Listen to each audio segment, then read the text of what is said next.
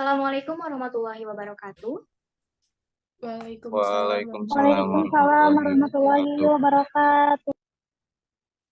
Selamat sore teman-teman semua.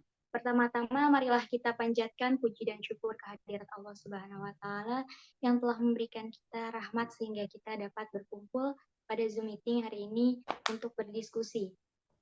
Shalawat serta salam semoga tercurah limpah pada Nabi besar Muhammad SAW. Semoga kita dapat mendapatkan syafaatul ujma darinya di yaumil akhir. Amin ya Allah ya rabbal alamin. Topik yang akan kita bicarakan pada diskusi hari ini adalah mengenai akhlak. Saya, Anissa Ramadhani, selaku moderator akan membimbing jalannya diskusi hari ini. Sebelumnya saya akan memperkenalkan terlebih dahulu anggota kelompok 3 yang akan memaparkan materi mengenai akhlak. Yang pertama ada Panji Arya, lalu ada Ana Anggraini, lalu ada Nurul Huda, dan juga Lauza Alivia. Lalu dari kelompok 4 ada juga sebagai penanya, yaitu Rosa Pesona. Baiklah, untuk mengefektifkan waktu, marilah kita mulai diskusi pada hari ini dengan mengucapkan basmalah terlebih dahulu. Bismillahirrahmanirrahim. Baik, langsung saja ke acara yang kedua, yaitu penyampaian materi. Kepada pemateri pertama disilahkan untuk memaparkan materinya. Dipersilahkan. Baik, terima kasih kepada moderator yang telah memberikan waktunya untuk saya menjelaskan materi mengenai makna akhlak. Nah, kata akhlak ini secara etimologis berasal dari bahasa Arab, yaitu akhlakun yang mana dibentuk dari lafaz ya. Kata akhlak itu bentuknya jamak dari kata khulukun yang memiliki arti itu sifat yang memiliki arti sebagai sifat, adat, kebiasaan, budi pekerti yang melekat pada diri seseorang. Dan menurut Imam Al-Ghazali, akhlak itu merupakan sifat yang tertanam dalam jiwa yang menimbulkan perbuatan-perbuatan dengan gampang dan mudah tanpa memerlukan pemikiran dan pertimbangan. Nah, sedangkan menurut Abdul Karim Zaidan, akhlak tersebut itu merupakan sebuah nilai-nilai dan sifat-sifat yang tertanam dalam jiwa yang menjadi sorotan dan timbangannya seseorang dapat menilai perbuatannya itu baik atau buruk untuk kemudian memilih ingin melakukan yang baik atau meninggalkan yang buruk. Nah, untuk selanjutnya itu ada mengenai jenis-jenis nafsu. Yang pertama itu ada nafsu al-syahwaniyah. Nafsu ini ada pada manusia dan juga binatang. Nah, nafsu ini tuh cenderung mengarah kepada terpenuhinya kenikmatan, kelezatan, dan kesenangan seperti makanan, minuman, dan syahwat jasmania, yaitu senang terhadap wanita. Gitu. Nah, yang kedua ada nafsu al-ghadabiyah. Nafsu ini juga ada pada manusia dan juga binatang. Nafsu ini tuh cenderung pada sikap marah, merusak ambisi, menguasai, dan mengalahkan orang lain. Nah, nafsu al-ghadabiyah ini lebih berbahaya dari nafsu al-syahwaniyah karena nafsu ini bisa merusak atau merugikan orang lain gitu. Contohnya apabila seseorang yang tidak bisa mengontrol nafsu al-ghadabiyah yang memiliki sifat pemarah, mungkin saja ia akan melakukan hal-hal yang dilarang oleh agama, mungkin seperti contohnya pembunuhan, bahkan tindakan kriminal yang lainnya. Nah, yang selanjutnya ada nafsu al-natikah. Nafsu al-natikah ini membedakan manusia dari binatang yang lainnya. Dengan nafsu ini, manusia itu mampu berpikir untuk mengambil hikmah, paham terhadap fenomena alam, dan dengan nafsu ini pula manusia bisa membedakan mana yang baik dan juga mana yang salah. Dengan nafsu ini manusia juga bisa bersyukur kepada Tuhannya.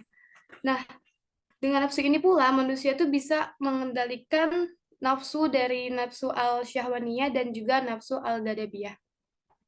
Sekian pemaparan materi dari saya kembalikan kepada moderator. Terima kasih kepada Ana Anggraini yang telah memaparkan materinya. Saya silahkan kepada penyaji yang kedua untuk memaparkan materi. Silakan. Baik, terima kasih kepada pemoderator telah memberikan kesempatannya. Lalu materi berikutnya itu sumber-sumber akhlak.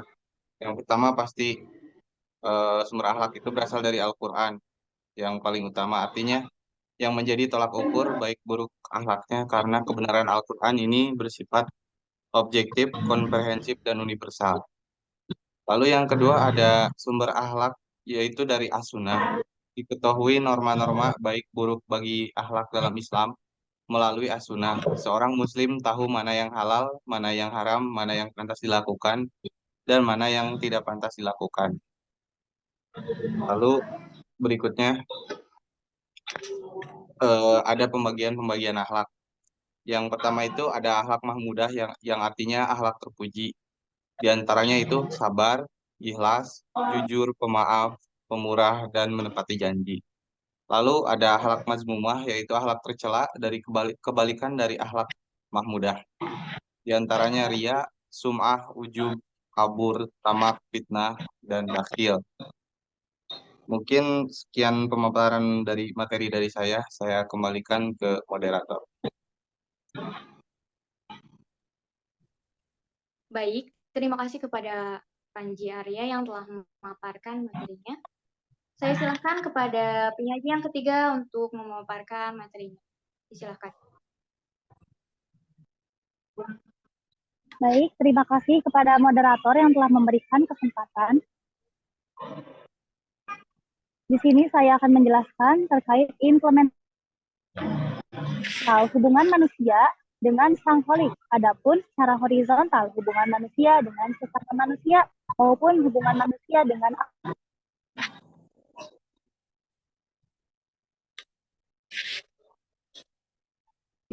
akhlak kepada Allah ini, kita harus memiliki akhlak yang baik.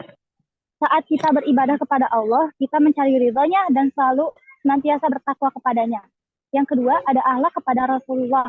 Akhlak kepada Rasulullah ini termasuk akhlak yang sangat baik karena di mana kita sebagai manusia, sebagai hamba Allah harus mengikuti sunnah-sunnah yang dilaksanakan oleh Rasulullah. Selanjutnya ada akhlak kepada diri sendiri.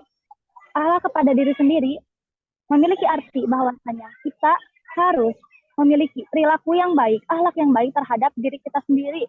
Kita tidak boleh menzalimi diri sendiri karena itu adalah perbuatan yang dosa. Selanjutnya, nomor 4 yaitu akhlak kepada keluarga. Akhlak kepada keluarga ini memiliki artian kita sebagai manusia yang memiliki keluarga harus memiliki akhlak yang baik terhadap keluarga kita, terutama terhadap ibu dan ayah. Dan begitu pula, seorang ibu dan ayah harus menyayangi anaknya sebagaimana seorang anak menyayangi orang tuanya. Selanjutnya, nomor 5, akhlak kepada masyarakat. Akhlak kepada masyarakat ini bisa diartikan kita harus memiliki hubungan sosial yang baik antara kita bersama tetangga ataupun dengan orang lain. Dengan demikian akan menciptakan lingkungan yang baik. Baik, selanjutnya.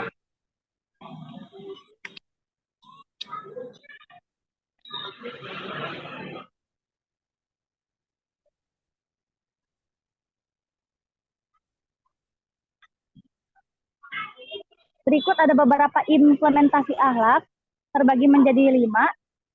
Akhlak terhadap Allah, akhlak terhadap keluarga, akhlak terhadap diri sendiri, akhlak terhadap masyarakat. Selanjutnya, dan akhlak terhadap lingkungan. Yang terakhir, akhlak terhadap lingkungan ini, Al-Quran menganjurkan kepada manusia supaya berakhlak terhadap lingkungannya. Artinya, tidak berbuat kerusakan. Manusia ditugaskan oleh Allah sebagai khalifah. Tentunya, tugas ini memerlukan interaksi antara manusia dengan alam. Seperti dalam Quran Surah Al-Luqman ayat 20.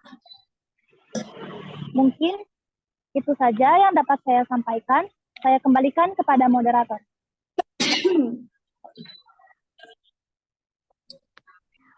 Baik, terima kasih kepada Lauza yang telah memaparkan materinya. Untuk pemateri keempat, saya silahkan untuk menyajikan materi. Disilakan.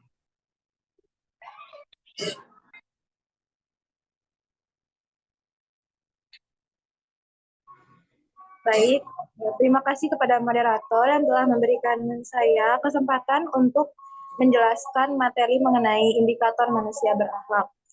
Sebelumnya, manusia itu terbagi menjadi dua bagian, yaitu manusia yang berakhlak, yang kedua yaitu manusia yang tidak berakhlak. Manusia yang berakhlak itu hatinya bersih, suci, dan sehat, sementara manusia yang tidak berakhlak adalah manusia yang hatinya kotor atau sakit. Menurut Imam Al-Ghazali, indikator manusia berakhlak adalah adanya iman dalam hatinya. Sebaliknya, indikator orang yang tidak berakhlak adalah adanya nifaq dalam hatinya. Imam Al-Ghazali juga mengatakan bahwa ada beberapa ciri-ciri atau tanda-tanda manusia yang berakhlak. Di antaranya yaitu khusyuk ketika mengerjakan sholat, berpaling dari hal-hal yang tidak baik atau tidak berguna dan tidak ada artinya. 3, mengabdi hanya kepada Allah, terus selalu memuji dan mengagungkan Allah. Selanjutnya, bergetar hatinya jika nama Allah atau nama Rasulullah itu disebutkan. Berjalan di bumi dengan tawadu dan tidak sombong, bersikap arif dan bijaksana, menghormati tamu, menghargai dan menghormati tetangga, tidak menyakiti orang lain, baik dengan perkataan maupun dengan perbuatan. Yang terakhir yaitu tidak banyak bicara, dan bersikap tenang dalam menghadapi segala persoalan. Sedangkan menurut Imam Ahmad Amin juga ada beberapa upaya untuk merubah perbuatan buruk menjadi kebiasaan yang tidak buruk. Sebentar, interupsi dulu, karena ini trial ya, mungkin langsung aja ke materi yang paling terakhir aja, gitu. Soalnya ini 6 menit lagi. Oh, oke. Mungkin sekian saja yang dapat saya sampaikan. Saya kembalikan kepada moderator. Baik, terima kasih kepada Nurul Huda dan juga teman-teman dari kelompok 3 yang telah memaparkan materi mengenai akhlak. Selanjutnya adalah sesi tanya jawab. Kepada teman-teman, sesi tanya jawab saya kasih kesempatan kepada kedua orang penanya. Yang pertama, penanya dari kelompok 4. Silahkan bisa bertanya pada Zoom kali ini. Yang kedua adalah penanya dari kolom komentar YouTube. Disilahkan kepada yang ingin bertanya untuk menuliskan pertanyaannya dalam kolom komentar YouTube. Untuk penanya pertama kepada kelompok 4, silahkan bila ada yang ingin bertanya. Interupsi, izin bertanya. Silakan. Ya, saya Rosa Pesona Ramadana dari kelompok 4. Izin bertanya, jadi ini akhlak ya. Hal apa sih yang paling berpengaruh dalam proses pembentukan akhlak kita? Terima kasih. Oke, karena limitnya hampir selesai, hampir mendekati limit Zoom-nya. Jadi dua-duanya kalau gitu kita alihkan ke pertanyaan dalam kolom komentar YouTube. Untuk sekarang kita langsung saja tutup diskusi kali ini dengan mengucapkan hamdalah bersama-sama.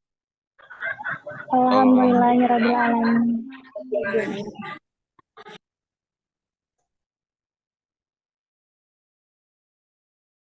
Demikian tadi diskusi dari kelompok 3. Saya sebagai moderator mohon maaf apabila masih terdapat banyak kesalahan. Terima kasih kepada teman-teman yang bersedia meluangkan waktunya untuk ikut berpartisipasi dalam diskusi hari ini. Terima kasih. Assalamualaikum warahmatullahi wabarakatuh.